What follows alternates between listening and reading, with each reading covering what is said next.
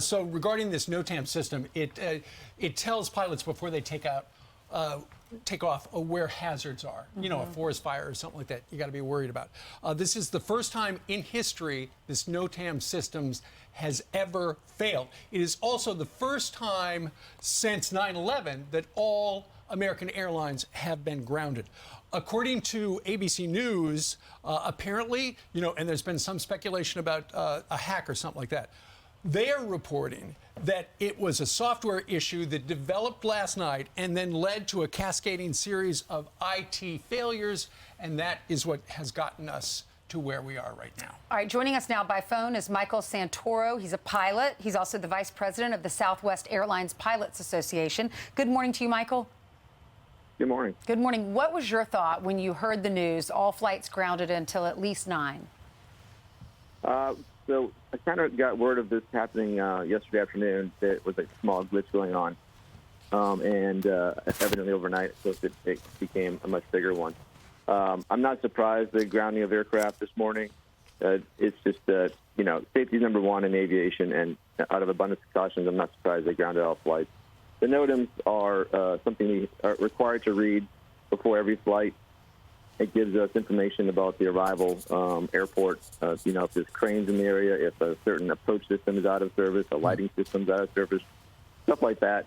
So pretty important for us to know when we get close. Sometimes it does affect performance numbers. So I'm not surprised they have grounded us. So, Mike, what's going on behind the scenes? The pilots sit there, they're all waiting, thinking to themselves, who is going to be instructing you where best to go? For example, if they decide to scrub a flight, but they want to use a pilot to keep somebody in place, to send you another direction, who is coordinating all the audibles that are being called right now? So at Southwest, our Network Operations Control Center is controlling all of that. So they're discussing, you know, they'll look at pilot time. The big issue we have right now is when will pilots time out? So we're good anywhere from 10 to 14 hours, depending on how many legs we have, or it's flights in a day, and how many, what time we started this morning. So depending on that will determine how long we can go for the day. And that, you know, that 10 hours includes all the flying time. So if you have a 5-hour flight from, let's say, D.C. to L.A., we can only hold out for, you know, 4.5 hours or so before we're time out. So that's going to start being a concern as we start on the East Coast early in the morning, and so they'll be controlling that at the center. Well, that's interesting. So, Michael, the meter doesn't start running because there are pilots have been at the airport for 4 hours already. The meter, the clock on the 10 hours, doesn't start until the pilot gets in the cockpit and takes off? No, it starts 30 minutes prior to departure is our report time. So as soon as we're required to report to the airport is when we technically are on duty. And that's a fatigue issue, is why they have the duty limits for us. Sure. So as soon as we show up and report for duty is when our clock starts. Right. One other question. You know, you're at Southwest. You're a pilot at Southwest. Famously, you guys have had, during the holidays, had some major scheduling or computer problems. Is this going to impact you adversely in a different way than other airlines? To be determined. I hope not. The NOC is on top of this, and fortunately, I mean not fortunately, but with all aircraft stopped, we won't have the same problem. Shouldn't have the same problem having crews displaced and not knowing where they're at with our scheduling software. So we should be okay and preemptively taking care of these things. Michael, a lot of people have flights obviously today, but also tomorrow. Does this usually trickle into the next day too? Likely, if we have, once you see the cancellations, it'll start trickling because rebooking will be the issue. How many seats are open on those planes going to different places? You know, you can only rebook so many people in a day to how many empty seats there are. So I'm certain there'll definitely be some trickle. All right, can you give us an idea? Are you guys still short pilots? Are you still short flight attendants? Is the workforce an issue still? Workforce, so Southwest has been doing a lot of hiring, and we currently have enough pilots to do the schedule we have on the books, but we'd like to fly more, so they're hiring as many as they can. same with flight attendants. But we're restricted. Our growth is restricted by staff. Right. Michael, I'm sure if you're talking to us on the phone, on television, I'm sure you've been talking to some of your colleagues in the airline industry this morning. What are your friends saying who are professionals in the business about what is happening right now? Yeah, for us, it's frustrating. You know, airplanes have redundant systems. There's at least 2 of everything. Right. So I'm not sure how the NOTAM system works. Just because it's never failed doesn't mean it wouldn't fail. So hopefully the FAA has taken notice that they need redundant systems as well. You know, and that's such a good point, because the federal government famously has now spent trillions of dollars upgrading infrastructure. All we hear about is how the government's upgrading the infrastructure. And then this one computer system that nobody's ever heard of, the NOTAM system, it goes down. We don't know exactly why, probably a software thing, but it doesn't appear that there's any backup. Or if there is a backup, the backup screwed up.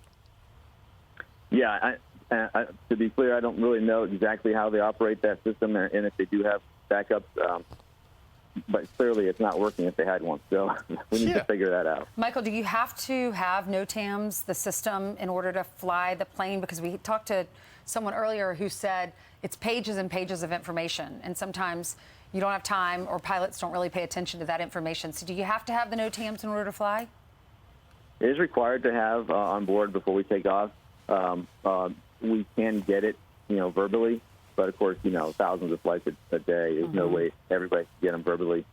Make those phone calls to airports, to talk to the towers to find out, hey, what's wrong with your airport today or this hour? So it changes continuously. There are a lot of them.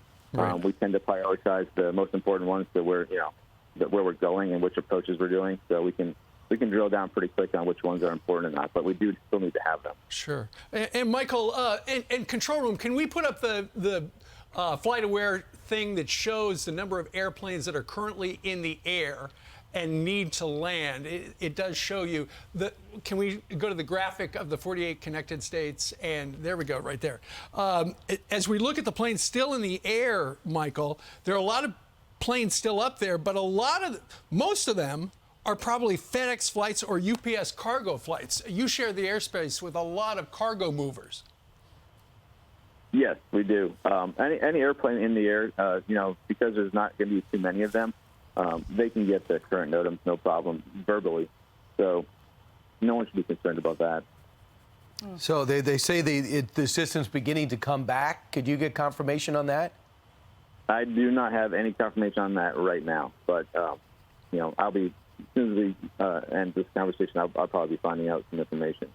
Michael, how does this affect our country financially? I mean, think about all the people missing business meetings or packages trying to get here and there. Yeah, it's going to be a huge, depending on how long it lasts and how many cancellations come out of it, it's going to be a huge impact to everybody, especially the airlines. Southwest just took nearly $1 billion hit last weekend, so this is going to help our bottom line or any airline's bottom line when it's already pretty tight margins to begin with. Sure. And as a pilot, Michael, I'm sure as the people are coming on your airplane over the last week or 10 days after the problems at Southwest, I'm sure a lot of them have poked their heads in the cockpit and said, hey, are we going to be taking off on time with you guys and stuff like that? Yeah, there's definitely not an opportune glitch for our airline. We have made it clear to everybody and trying to tell all our passengers that this is not a Southwest problem. This is an FAA problem. So hopefully everybody understands it. Michael, it's not us this time. How do they normally respond to that? I'm sure the flight attendants come up and talk to y'all and say, oh my gosh, we have someone who's really upset or whatever the story might be. But how do people usually react on the planes when they have to be somewhere and they're stuck?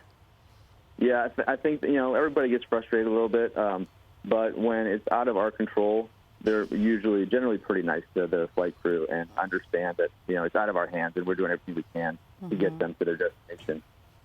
Yeah, we know you guys have been under scrutiny, but this is something that is not your fault, and we just hope the communication's good, because if the last thing we heard is everything should go back in 45 minutes. So if that's being relayed, then people are making adjustments, checking their app and finding out what's canceled, what's not.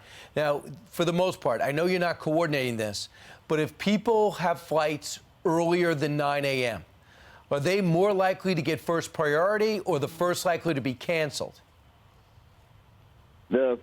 Well, that's a great question, and the answer is it depends, which is not good for all the people out there. But it really depends on how long the flight was, what time that pilot showed up, how the crew timing looks, and it's fairly variable. And if I was to ask you something that would allow you guys to have a little bit more freedom, wouldn't it be great to give you a little bit more flexibility when it comes to flight attendants? Because if you don't have the exact amount, I mean, sometimes if the passengers agree, well, down one, they want to fly, but you don't have enough, you can't. Do you ever wish for that type of flexibility? So, the flight attendants play an integral part of our safety aspect of the airline, and the number of flight attendants are dictated by how many passengers are on board. So every 50 passenger, we need at least one flight attendant.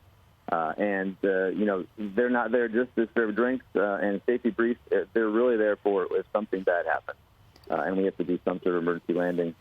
They will be there to help you guys out of the airplane in the fastest possible manner. So I would not be in favor of leaving without the required number of flight attendants just for that reason. They're going to help you off the plane if something goes haywire. Well, I guess, Michael, the good news is if you operate a bar at one of the big airports today, you're probably going to have a pretty good, very busy day. Yeah. It's going to be a busy day in the airport for sure. Go to the airport with your own Bloody Mary mix. Make it easy. You can't get through security with liquid.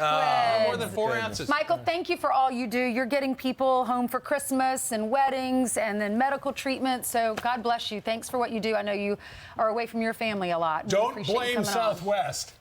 Not their don't problem. blame Southwest. All right. Thanks for having me. Thanks. Thanks, Michael. Thank you.